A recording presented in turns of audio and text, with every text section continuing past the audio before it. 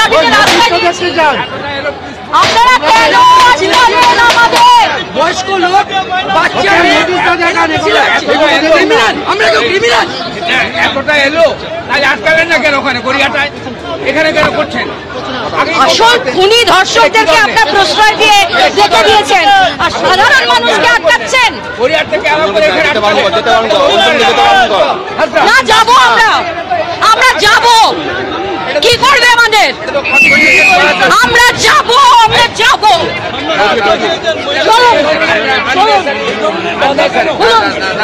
চলুন দেখি কি করতে পারেন। আপনি তো মহিলা, আপনার বাড়িতে বা আপনার কাজের জায়গায় যদি রেপ করে আপনাকে, এখানে কেন লেগ তাহলে কে দেখবে?